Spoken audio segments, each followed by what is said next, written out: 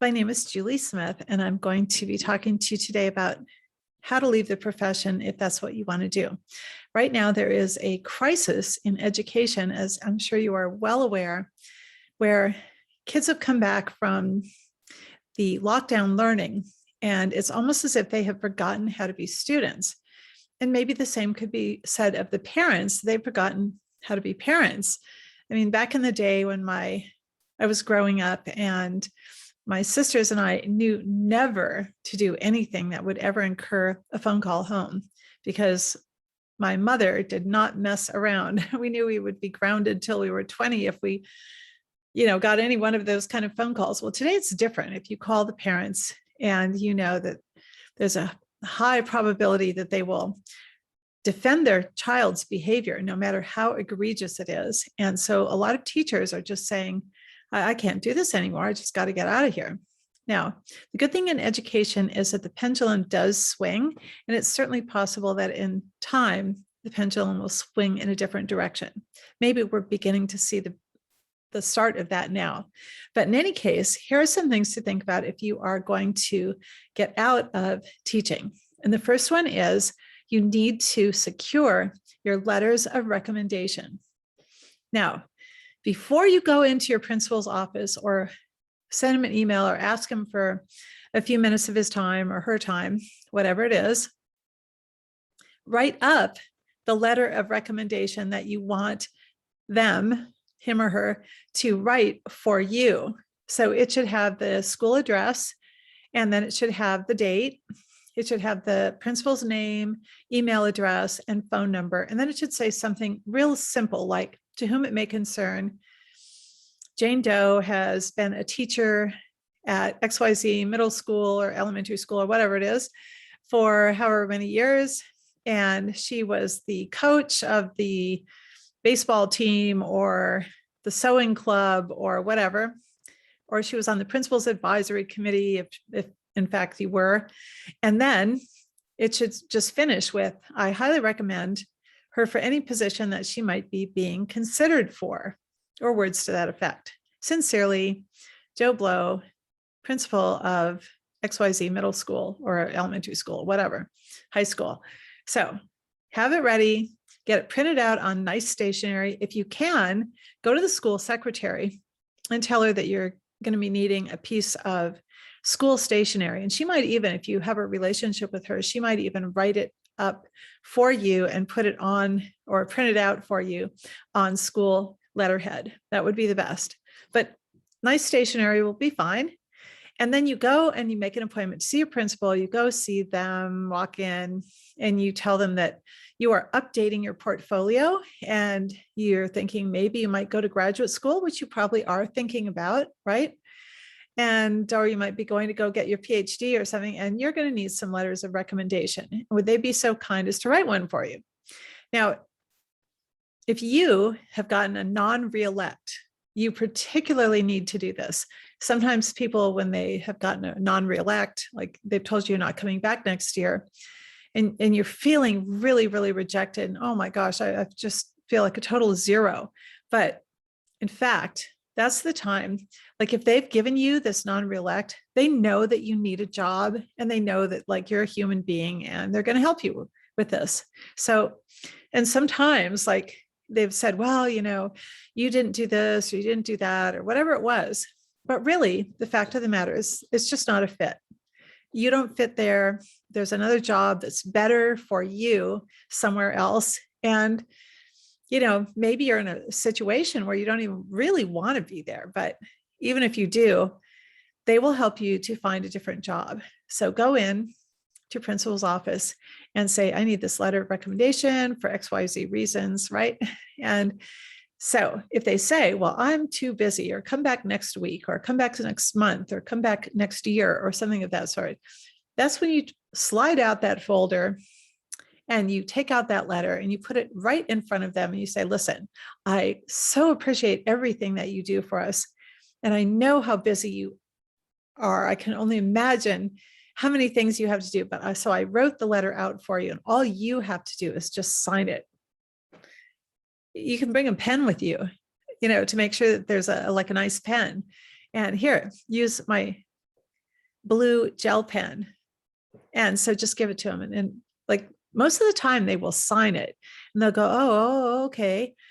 And they just want to move on. Like they've got a lot of stuff. Like our administrators, like sometimes we just think of ourselves, but our administrators are really also heavily burdened during this time. Like sometimes I think, it's just teachers, but really the administrators have their own sets of problems. So you just solve their problem with your pre-written letter of recommendation. Okay, now, after you get that one secured, then go and get a letter from maybe your HR superintendent, maybe your department chair, a colleague, even a friend, and take those letters. And you're going to go to edjoin.org and you can electronically scan them in and upload them. And there are bunches and bunches and bunches of teacher jobs available.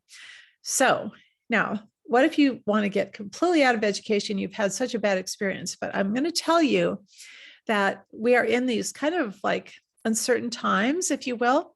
If you had told me 3 years ago that the whole world was going to lock down for any reason, I would have told you we were nuts, but it did. And so we just don't know what's going to happen. And it doesn't hurt to have all your credential, your resume, your letters of recommendation, your transcripts, all uploaded to EdJoin, which I think is the largest educational search engine, certainly in the United States. It might be in Canada too, I'm not sure. But get it uploaded, and then that way you can go shopping for other jobs if you need to, okay? Just if you need to. Now, you might already have secured employment someplace else. That's great if you have, but if you haven't, you always want to keep that in your back pocket. Now, let's just talk about the whole resignation process. It is actually better. Like I'm making this little talk I'm recording this in March of 2022. And there's just a few more months of the school year. If you made it this far, you can make it to the end of the school year. And that is what you should do. Don't just go in on Monday morning and resign, because you can lose your credential, or they can put a hold on it or freeze on it or whatever they call it in your state. And, if just so happens that, let's say the economy melts down or something, or you need suddenly to get a teaching job with benefits. Teaching jobs have benefits, and that's a really great thing. But so instead of just resigning like on Monday morning and breaking your contract, find a way to make it to the end of the school year. Now, if you are in a really untenable situation, which is even dangerous, and kids are kicking or biting or scratching or something, you have to document every single one of those things. And then you can go to your doctor and describe what's happening. Tell them that you're having nightmares about teaching and your job, and that you can't sleep and your blood pressure is going up or whatever it is. And most of the time, your doctor will, counsel you to get on such and such medications or whatever it is that they do. But tell them that you need to have a letter so that you can go on a medical leave of absence for the rest of the school year. Now, if they say, oh, well, there's not really anything wrong with you, you're just a whiner, go and find a labor attorney and just put in a call to their office and ask them if they know a workman's comp doctor, or if they know some kind of doctor that will write you one of these letters. And most of the time they know somebody that will do that. Like you just go and make an appointment with them, pay them whatever their fee is, and they'll write you that letter. And that is the way that you can take your medical leave for the rest of the school year. And honestly, like there's many, many reasons right now why teachers could do this, and maybe even should do this. I mean, I'm not, you don't want to do anything. Certainly you don't want to do anything illegal. And ideally you want to stay to the rest of the school year. But if you absolutely can't stand it, it's better to take a leave than it is to resign. And once you're on leave and you secure another job, then you can resign. Now, the other thing that you can do is you can take a leave of absence for the following school year. And that way, you can try other things. You can start your tutoring business. You can, whatever it is that is in your heart. Like there's a friend of mine who wanted to get out of education, and she started training to be a real estate agent. And apparently teachers make great real estate agents because they can handle paperwork. They're good with people. They can keep people on track and keep them on a schedule for doing certain things and turning in their homework, which is like signing all those documents and everything. So in any case, as she was training for this, and the trainer, who I guess was a real estate agent all his life, and he said to her in front of all the other people, he said, well, he said, you're just a teacher. And if you become a real estate agent, you could make $180,000 a year. And she stopped and she said, yes, but we have a pension program. And she stopped training at that point because she realized it's really true. Like this whole defined benefit thing is, it's still something that is offered in teaching and not most other jobs. Okay, now, if you can take that leave of absence, that's what you're going to do. You can develop your, at-home business or your teachers pay teachers site or whatever it is while you are on leave. Of course, you're not going to get paid and you won't have your benefits, but it's better to do it that way. And in some states, you have to check in yours to see what the number is, but in many states, you'll have like 39 months in which you can come back to work. So they don't want you to leave. And so they let you go on this leave of absence. And so you go do whatever you're going to do. And then it's 3 years plus a summer. And then you can come back at the same place on the pay scale. Now you have to check that with your state. So different states are different. I'm in California and that's what it is here. Okay, now the last part of this, before you bail, if you bail, is the defined benefit program. So I've mentioned that already. And it's like, I have many friends who are engineers, or they work in the defense industry, or for Boeing, or for SpaceX or Tesla or something. And they don't have a pension plan in those beautiful, wonderful companies. So they're paid a lot of money, but they don't have any pension plan. And that is one of the things that we still have in teaching. And it's designed that way. So even though teachers don't make that much during their career, but they have something at the end of it. And that is right now, that's the only thing, perhaps, that is keeping mid-career professionals from also bailing on all this disrespect and lack of support from the office. And that is a fact. So you want to call up your state teachers retirement system, or whatever they call it, and ask to speak to a counselor, make an appointment if you need to, and talk through your situation and talk about all your different options. Because if you get out of education, and let's say that you're in year 9 of your teaching career, you can't stand it anymore, but you have to have 10 to be vested. Well, you could go over to a different school district and work for 1 more year and then bail. So you would be vested to get something like 20 years from now. If in fact, anyway, who knows what's going to happen in 20 years, right? But it's something to think about, and you want to be very, very professional about this. Now, the other thing is, if they say, well, if you quit now, we're just going to send you a check for, all the deposits that have been made into your defined benefit account. Now, what you're going to do is you're going to say, no, I don't want that. And you are going to open up an IRA or some other kind of retirement account someplace else, and have that company contact your state teachers retirement system and roll the money over. And so it doesn't ever come through your bank account, because if it does, the likelihood is that you will have to pay taxes on it, and it will be severe, I don't know, like a lot of money. And you don't want to have that. This is your retirement savings, and it should go into your retirement savings, but it has to be institution to institution. So if you're going to get out of the profession, do it in an orderly fashion. Okay, now the last thing I'm going to just talk about is, this is a little bit personal. And years ago, when I first started teaching, and I was in this beautiful, beautiful Catholic high school, and it was all girls.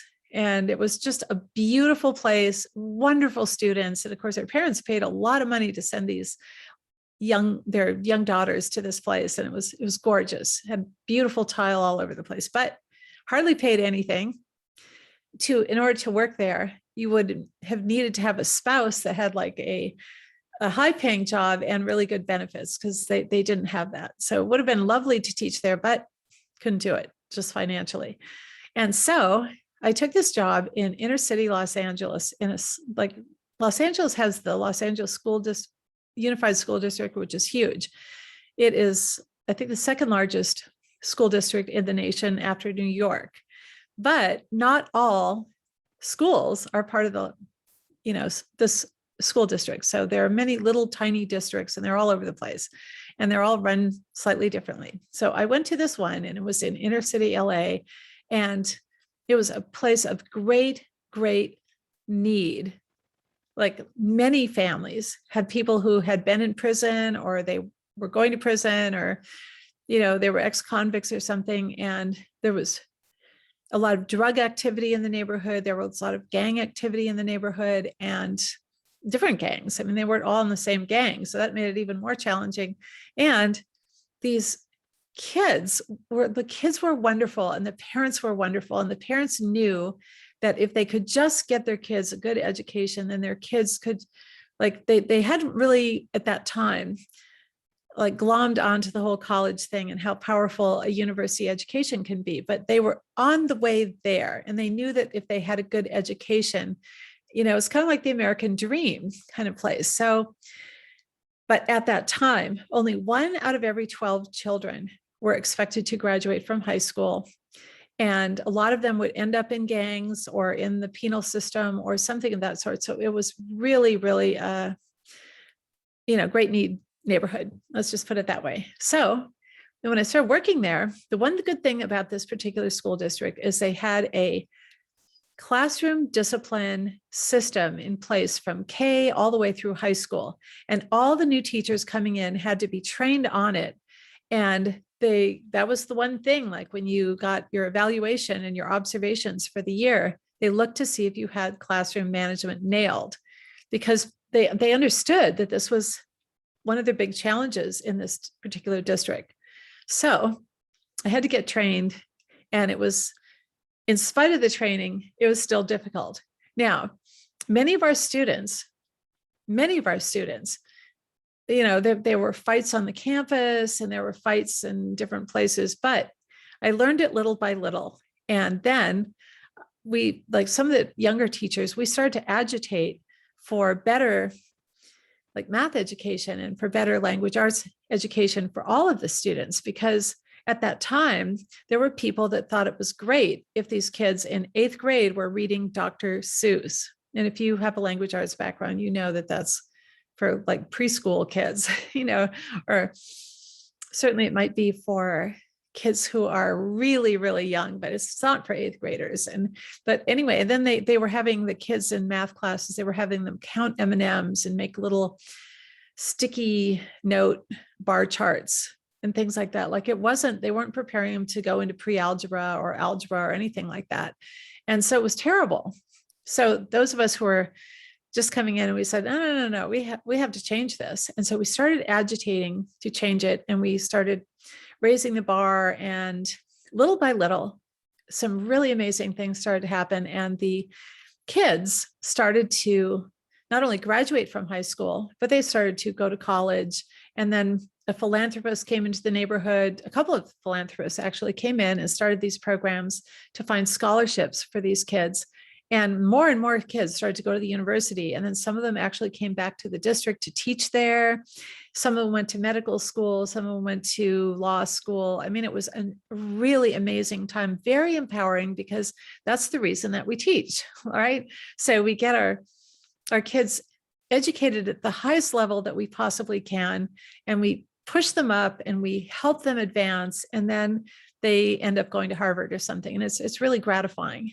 So although there were many times when I personally wanted to leave the profession, I'm really glad that I stuck it out. And so if you decide to hang in there, just know that this, time period that we are in, where there's all this disrespect and stuff like that, these things do tend to change. And 30 years ago, we had such an environment where they had taken all this education that maybe in a nicer neighborhood would have been expected, but they had kind of dumbed it down. And so made it so that our kids were reading Dr. Seuss, and we changed all that, and you can too.